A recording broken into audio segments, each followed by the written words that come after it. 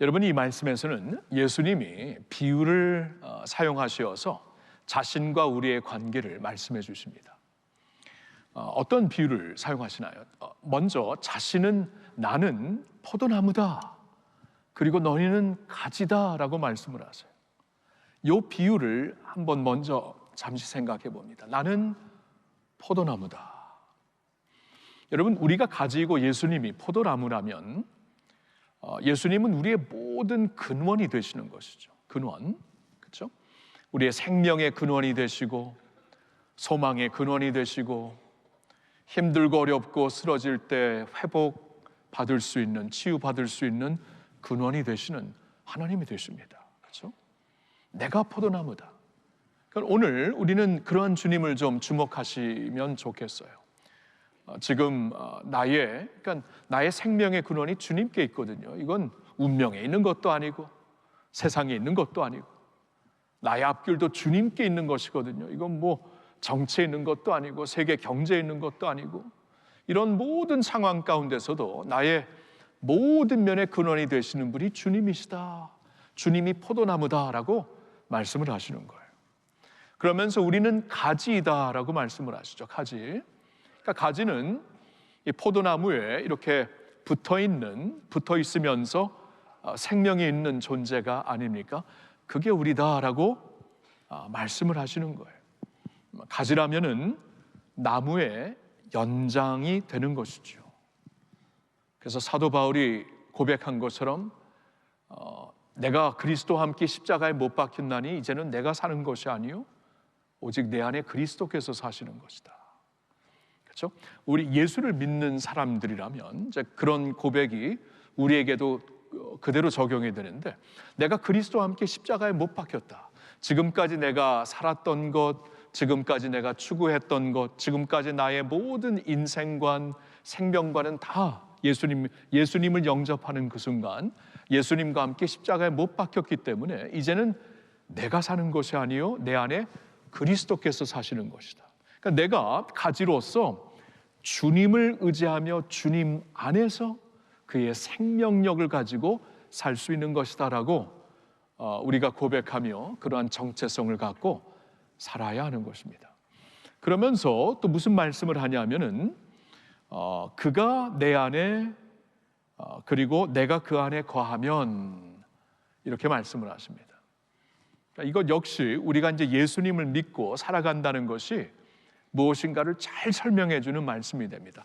우리가 주님 안에 거하고 주님이 우리 안에 거하시면, 영어로 보면은 abiding, 아니면 다른 버전에서는 remaining. 그 안에 살면은, 그 안에 있으면 관계를 가리키는 거예요. 여러분, 그러니까 예수님을 믿고 따른다라는 것은 관계입니다. 지식이 아니에요. 철학이 아니에요. 교리가 아닙니다. 관계입니다. 관계. 삶입니다. 주님이 내 안에, 내가 주 안에 거한다. 관계로 우리의 신앙을 말씀해 주시고, 그러면서 한 가지 더 말씀을 하시는데, 그가 내 안에 내가 그 안에 거하면 사람이 열매를 많이 맺느니라. 열매를 많이 맺는다.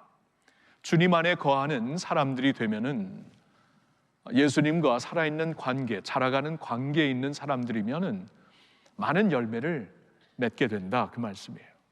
하나님은 우리에게 열매를 맺으라고 생명을 주셨거든요.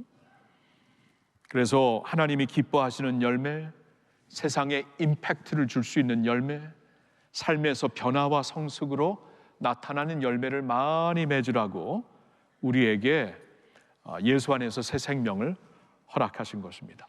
자, 그러면서 여기서 하나 좀 꼭 짚고 넘어가고 싶은 것이 있는데, 자, 우리가 이제 한 해를 마감하면서 그리고 새해를 이제 맞이하면서 우리에게 그런 좀 소망이 있잖아요. 저 열매를 많이 맺고 싶다. 그렇죠? 그냥 무작정 살고 싶다. 그냥 막연히 살고 싶다. 그런 사람들은 아무도 없을 겁니다. 내가 이렇게 사는 동안에 아름다운 열매를 맺는 인생을 살고 싶다. 그리고 기왕 예수님을 믿고 예수님의 생명력을 받은 사람이라면은 하나님이 기뻐하시는 열매를 좀 많이 맺고 살고 싶다. 그런 마음이 우리에게 있어야 되지 않겠습니까? 물론 있을 것입니다. 이번 한 해를 돌아보면서도 내게 열매가 충분히 있었나 하고 자신을 돌아볼 수 있는 것이 지금 이때 우리가 할 일이고, 새해를 맞이하면서는 이제 앞으로 더 많은 열매, 아름다운 삶의 열매를, 또 믿음의 열매를 많이 맺고 싶다라는 그러한 마음을 갖게 되겠죠. 자, 그런데 여기서 짚고 싶은 것은 이것이에요.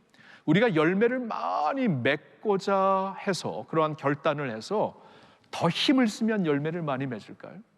더 노력을 하면 열매를 많이 맺을까요? 아니에요. 예수님은 그래서 열매를 맺는 게 아니다. 내 안에 거하라. 그리하면 열매를 맺는다. 가지가 있잖아요. 나무에 잘 붙어 있으면 열매를 맺게 되어 있어요. 저절로 맺게 되어 있어요. 자연스럽게 맺게 되어 있어요. 그러니까 중요한 것은 초점을 내게 두는 게 아닙니다. 내가 뭘 더 열심히 해서, 내가 뭘 더 열정적으로 해서, 내가 어떤 면에서 좀 업그레이드가 되어서 열매를 많이 맺을까? 자신에게 초점을 두지 말고 예수님께 초점을 둬라. 주님이 나무이고 나는 가지이다. 그러면 내가 주님께로 가서 주님께 잘 붙어 있으면은 열매는 저절로 맺는 것이에요. 붙어 있지 아니하면 아무리 용을 써도 아무런 열매 없습니다. 하나님이 기뻐하시는 열매는 없어요. 근데 잘 붙어만 있으면은 열매는 저절로 나는 것입니다. 자, 내 안에 거하라. 그리하여 열매를 많이 맺어라. 저는 오늘 이 말씀을 드리고 싶은 거예요. 자, 우리가 예수님께 초점을 두고 그 안에 거하면서 열매를 많이 맺는 사람들이 되기를 원한다면 한 가지만 기억하시면 됩니다. 이게 이제 오늘 말씀에서 이 한 가지를 잘 기억해서 주님 안에 남아 있으면 열매 많이 맺는다. 이제 그게 뭐냐면 말씀을 붙잡고 살아라, 그 말이에요. 말씀으로 살아라. 말씀으로. 우리가 요한복음 15장 5절에서 한 구절을 보았지만, 이 포도나무의 비유, 우리가 잘 아는 포도나무의 비유는 사실 15장 첫 부분부터 우리에게 전해주시는 말씀이 됩니다. 이 15장 5절의 앞뒤를 한번 보면은, 이 문맥을 보면은, 여기서 예수님 안에 거하라는 것은 곧 그분의 말씀 안에 거하라는 것이구나라는 것을 우리는 분명히 깨달을 수가 있어요. 몇 군데에서 말씀을 보겠는데, 먼저 2절과 3절 우리 한번 같이 읽어보겠습니다. 무릇 내게 붙어 있어 열매를 맺지 아니하는 가지는 아버지께서 그것을 제거해 버리시고, 무릇 열매를 맺는 가지는 더 열매를 맺게 하려 그것을 깨끗하게 하시느니라. 너희는 내가 일러준 말로 이미 깨끗하여졌으니. 자, 우리 한번 이 말씀을 보시면은, 이제 예수님이 비유로 나는 포도나무요 너희는 가지이다 그러면서 한 농부를 가리킵니다. 한 농부, 과수원장이 되겠죠. 농부를 가리키는데 이제 그는 하나님을 이제 가리키는 것입니다. 하나님이 오셔서 가지를 깨끗하게 할 것이다. 이 가지를 깨끗하게 하는 게 무엇인가? 이 열매를 맺기 위해서 가지를 깨끗하게 하는 것인데, 이것을 이제 그 풀어서 해석하면 가지치기 한다라는 것이고, 문자 그대로 받아들이면은 이 가지를 올려주신다 그 말이에요. 여러분 그 나무 가지가 아니라 이 포도나무는 넝쿨이잖아요. 넝쿨을 올려주신다. 해를 볼 수 있도록. 두 가지 의미로 해석을 할 수가 있어요. 뭐 가지치기를 해서, 보통 나무는 가지치기를 하잖아요. 가지치기를 해서 열매를 많이 맺게 하는 그런 면에서 깨끗하게 하신다. 근데 원어 문자 I로 그대로 받아들이면 넝쿨을 올려주신다. 햇빛을 보게 하신다. 햇빛을 못 보기 때문에, 벌레도 많이 있고 연약해져서 열매를 못 맺기 때문에 올려가지고 열매를 맺게 하신다. 그러니까 연약하고 힘들고 지금 많이 다운되어서 열매를 못 맺고 있는 우리들을 아버지께서 오셔서 이렇게 올려주신다. 은혜로 올려주시고 말씀으로 올려주시고 능력으로 올려주셔서 열매를 맺게 하신다. 저는 개인적으로 이 번역이 더 좋아요. 이렇게 올려주신다. 그게 이 포도나무 비유와 더 잘 맞는 말씀 같아서 그렇습니다. 자, 근데 이제 중요한 것은 아버지께서 가지를 깨끗하게 하시어서, 가지치기를 하시던 넝쿨을 올려주셔가지고 열매를 많이 맺게 하시는데, 깨끗하게 하셔서 근데 그 깨끗하게 하시는 것을 3절을 보니까 너희는 이미 내 말로 깨끗해졌다, 이런 말씀을 하세요. 그렇죠? 그러니까 아버지께서 깨끗하게 하심으로 열매를 맺게 하시는 건데, 너희는 제자들에게 주시는 말씀이거든. 너희는 내 말을 들었기 때문에, 내 말이 너희 안에 있기 때문에 이미 깨끗해졌다. 그러니까 열매를 맺는 것이다, 그런 말씀을 하시는 거예요. 그러니까 내 안에 거하는 것이 무슨 뜻인가? 주님의 말씀으로 깨끗해지는 것이구나라고 문맥에서 우리가 알 수가 있는 것이에요. 말씀입니다. 그리고 이번에는 15장 7절을 보겠는데, 여기서도 무슨 말씀을 하시는가 같이 읽어볼까요? 너희가 내 안에 거하고 내 말이 너희 안에 거하면 무엇이든지 원하는 대로 구하라, 그리하면 이루리라. 자, 문법적으로 우리가 예상했던, 그냥 문법적으로 그냥 눈을 감고 들었다면 너희가 내 안에, 내가 너희 안에 거하면, 이게 이제 우리가 예상하는 문구가 아니겠습니까? 근데 예수님이 약간 돌려서 말씀하시죠. 너희가 내 안에 거하고 내 말이 너희 안에 거하면. 그 무슨 말이에요? 예수님이 우리 안에 거하는 것과 예수님의 말씀이 우리 안에 거하는 것과 똑같다라는 것이에요. 말씀이 우리 안에 거하면은 예수님이 그 말씀을 통하여서 우리 안에 거하신다, 그 말씀이에요. 그러니까 말씀이 인격체라는 것입니다. 인격적으로 주시는 말씀.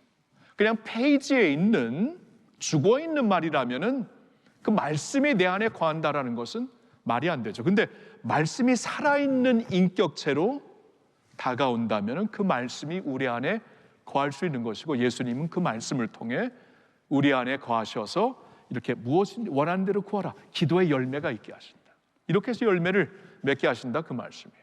자, 이번에는 15장 10절을 보겠습니다. 같이 읽을까요? 내가 아버지의 계명을 지켜 그의 사랑 안에 거하는 것 같이 너희도 내 계명을 지키면 내 사랑 안에 거하리라. 자, 예수님이 자신의 삶을 가지고 이제 설명을 하시는데, 내가 아버지의 계명을 그대로 지켜서 그의 사랑 안에 거하는 것 같이, 그래서 아버지가 원하시는 열매를 계속 이루셨잖아요. 예수님이 너희도 내 계명을 지키면 내 사랑 안에 거하리라. 그렇죠? 예수님 안에 거한다는 것은 예수님 사랑 안에 거하는 것과 같은 것인데, 말씀을 지키면서 거하게 되는 것이다, 그 말씀이에요. 여러분, 그러니까 이 요한복음 15장의 이 그 컨텍스트를 보면, 문맥을 보면은 명확한 메시지가 있습니다. 그러니까 우리가 5절을 보았는데, 내 안에 거하고 내가 너희 안에 거하면 많은 열매를 맺게 되리라. 그럼 주님 안에 거한다는 게 도대체 뭐예요? 이게 보니까, 문맥을 보니까 말씀 세 번을 가리키십니다. 말씀으로 깨끗하게 되는 것이 주님 안에 거하는 것이다. 말씀을 통해서 내가 인격적으로 너희 안에 거하는 것이 바로 너희가 내 안에 거하는 것이다. 말씀을 가지고 순종함으로써 내 사랑 안에 거하는 것이 곧 나와 동행하는 것이다, 내 안에 거하는 것이다 라고 말씀으로 우리에게 설명해 주시고 있는 거예요. 저는 이 말씀을 드리고 싶은 거예요. 우리 사랑하는 성도님들을 이렇게 보면서 1년 동안 복음의 산증인들로 나름대로 하나님이 허락하신 열매가 있어요. 그리고 많이 있어요. 그래서 감사해요. 여러분들과 함께 동행할 수 있어서 감격스럽습니다. 근데 우리가 이제 예수님 만나는 그날까지 계속 자라가야 되잖아요. 그렇죠? 그리스도의 장성한 분량이 충만한 데까지 자라가라라고 말씀하셨기 때문에 계속 자라가야 되는데, 이전보다 더욱 사랑합니다 하고 내년엔 또 우리가 고백할 수 있어야 되는데, 그러려면은, 잘 자라가려면, 열매를 더 많이 맺는 우리가 되려면, 여러분, 세상의 열매는, 그렇죠, 육신에 힘이 있어야 되고 에너지가 있어야 되고, 근데 여러분, 우리가 나이 들면서 에너지도 빠지고, 그러나 열매는 더 맺을 수가 있어요. 그렇죠? 예수님이 십자가에 달려 죽으시면서 가장 큰 열매를, 구원의 열매를 맺은 것처럼, 여러분, 하나님의 역사는 우리의 어떠한 그 육신적인 그 한계에 제한받는 것이 아닙니다. 더 많은 열매를 맺을 수가 있거든요. 근데 중요한 것은 주님 안에 거해야 되는데, 어떻게? 말씀으로, 이 말씀이에요. 여러분, 주님의 말씀 안에 거하시면서 많은 열매를 거두시기를 예수님의 이름으로 축원합니다. 자, 그러면 말씀 안에 거한다는 것이 실제적으로 어떠한 모습인가를 좀 살펴보기를 원합니다. 그래야 이게 조금 더 우리가 구체적으로 생각할 것 같아서 말입니다. 첫째로 말씀 안에 거한다는 것은 시종일관하게 말씀 앞으로 나와라, 그 말이에요. 말씀 안에 거하는 것이 이런 것이 시종일관하게 그 연속적으로 말씀 안에 나오라라는 것입니다. 여러분, 그 가지가 나무에 붙어 있는 이미지로 한번 다시 돌아가 보시면은, 가지가 나무에 어떻게 붙어 있습니까? 연속적으로 붙어 있죠. 연속적으로 붙어 있으면서 계속적인 이 공급을 받아야만 나무가 붙어 있는 것이지, 이렇게 뜸뜸하게 붙어 있다가 떨어져 있다가 그럴 수가 없잖아요. 그렇죠? 근데 예수님이 내 안에 거하라 하고 이것은 말씀으로 되는 것이다 라고 설명을 하셨다면, 그 의미는, 실제적인 의미는 분명해. 이거 컨시스턴하게 시종일관으로 하라, 그 말씀입니다. 여호수아 1장 8절에 이런 말씀이 있습니다. 같이 읽어볼까요? 이 율법책을 내 입에서 떠나지 말게 하며 주야로 그것을 묵상하여 그 안에 기록된 대로 다 지켜 행하라. 그리하면 내 길이 평탄하게 될 것이며 내가 형통하리라. 아멘. 자, 이 율법책, 하나님의 말씀을 내 입에서 떠나지 말게 하며 주야로, night and day, 낮과 밤에 그것을 묵상하라. 시종일관적으로 꾸준히 양식을 먹듯이 그 말씀을 묵상하며 살라. 그러면 그 안에 기록된 대로 다 지켜 행하면, 그리하면 내 길이 평탄하고 내가 형통하리라. 그러니까 열매를 주시겠다. 인생의 열매, 형통한 열매, 평탄한 길을 허락해 주시겠다 말씀을 합니다. 저는 우리 성도님들을 향하여 이런 축복을 드리고 싶어요. 여러분, 말씀을 시종일관 꾸준하게 말씀을 접하시면서 그 말씀이 여러분들의 영을 채워주는 영의 양식이 되어서 여러분이 주님과 함께 형통한 삶, 꾸준한 삶을 살게 되기를 예수님의 이름으로 축원합니다. 두 번째로, 우리가 이렇게 말씀 안에 거할 수가 있죠. 예수님과 인격적으로 거할 수가 있습니다. 예수님과 인격적으로. 여러분, 우리가 조금 전에 보았던 그 요한복음 15장 7절에 보니까 너희가 내 안에 있고 내 말이 너희 안에 있으면, 이렇게 말씀을 하시죠. 그러니까 내 말이 너희 안에 있다라는 것은 말씀을 통해 예수님이 인격적으로 우리 안에 있으시겠다, 그 말씀이에요.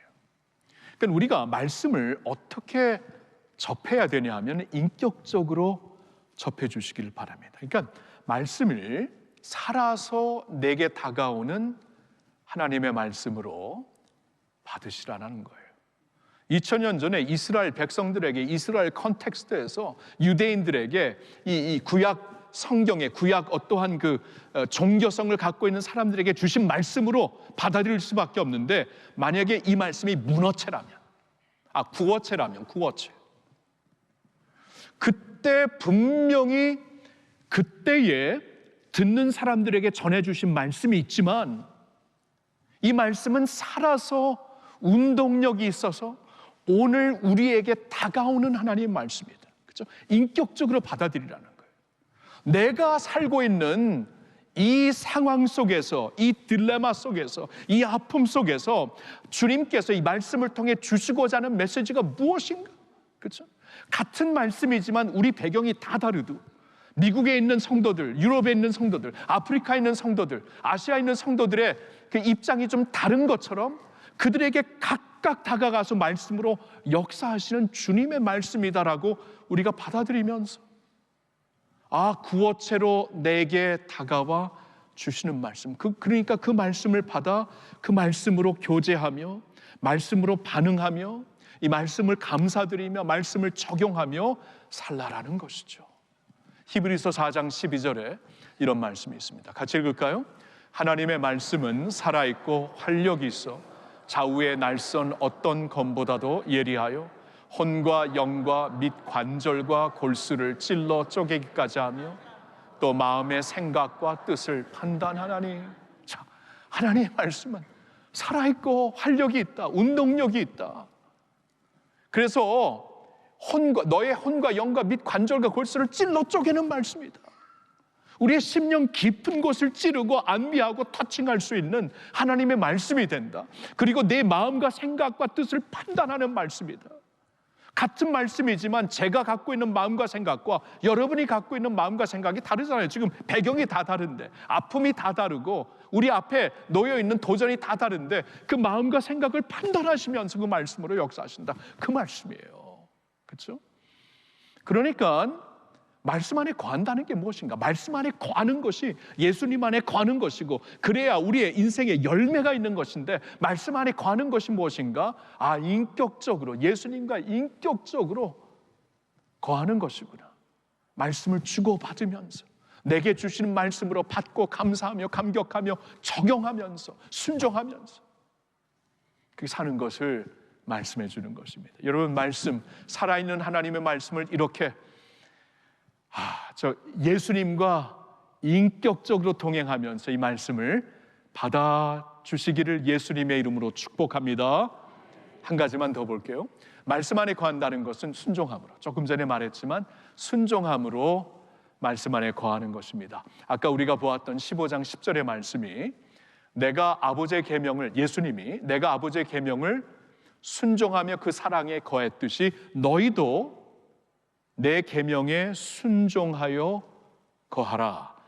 내 사랑 안에 거하라. 주님의 사랑 안에 거하는 길이 순종함으로 된다라는 것이에요. 예수님이 그 10절의 말씀에서 단순히 내 안에 거하라라고 하지 않고 내 사랑 안에 거하라라고 하신 데에 저는 의미가 있다고 봅니다.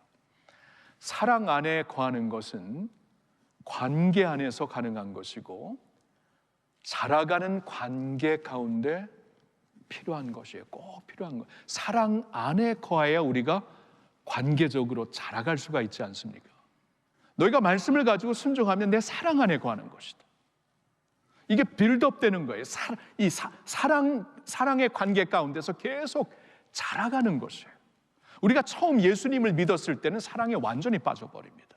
그렇죠? 여기 비교적 처음으로 예수님 믿으신 분들은 가슴이 뛸 거예요. 그럴 수밖에 없는 게 하나님의 은혜로 예수님의 사랑을 알게 되니까 이런 사랑이 어디 있는가 하면서 가슴이 막 뛰고 있어요. 근데 이게 10년, 20년, 30년 지속되는 주님과의 관계가 되려면 사랑이 빌드업 돼야 돼요. 사랑 안에 거하라. 어떻게 거하는 겁니까? 순종을 하면서, 순종하면서 거하는 것이. 주님의 사랑을 이렇게 머리로 알고 가슴으로 알고 인격적으로 알면서 의지적으로 순종할 때, 이 말씀을 가지고 살 때 이 말씀이 한 단계 더 높아지는 거예요. 순종을 통해서 더 깊은 차원, 순종을 통해서 더 깊이 알아가는 그러한 관계가 되는 것입니다. 사랑 안에 거하라. 순종으로 말입니다. 그래서 빌드업하여라. 여러분, 에베소서 4장 13절 이런 말씀이 있습니다. 같이 읽을까요? 우리가 다 하나님의 아들을 믿는 것과 아는 일에 하나가 되어 온전한 사람을 이루어 그리스도의 장성한 분량이 충만한 데까지 이르리니. 자, 그리스도의 장성한 분량이 충만한 데까지 가야 된다. 이 일에 하나가 되어서 힘을 써서 의도적으로 그렇게 가야 된다. 여러분, 이것은 의지예요, 의지. 처음에 사랑에 빠지는 것은 은혜이고 감동이고 그렇지만 이게 10년, 20년, 30년 신앙생활이 계속되면서 그리스도의 장성한 분량이 충만한 데까지 있는 것은 의지입니다. 의지. 어떤 말씀을 순종하는 의지. 그래서 말씀 안에 거한다라는 것은 결단코 제자리 걸음이 아닙니다. 계속 향상되는, 전진하는 걸음이고, 그것은 말씀을 순종하는 사랑으로 이루어지는 것입니다. 사랑하는 성도 여러분, 오늘 제가 전하고 싶은 말씀은 이것이에요. 우리 모두 다 예수님 안에 거하면서 그 열매를 많이 맺는 사람들이 됩시다. 예수님 안에 거하는 게 키인데, 예수님 안에 거한다는 것은 말씀 안에 거하는 것이에요. 말씀 안에 거하는 것은 이렇게 컨시스턴하게 시정일관으로 거하는 것이고, 말씀 안에 거하는 것은 예수님과 인격적인 관계로 거하는 것이고, 말씀 안에 거하는 것은 순종으로 거하는 것입니다. 그렇게 말씀 안에 거하셔서 여러분 더욱더 충만하고 은혜가 넘치고 간증이 넘치는 2026년도가 되기를 우리 주 예수님의 이름으로 축복합니다.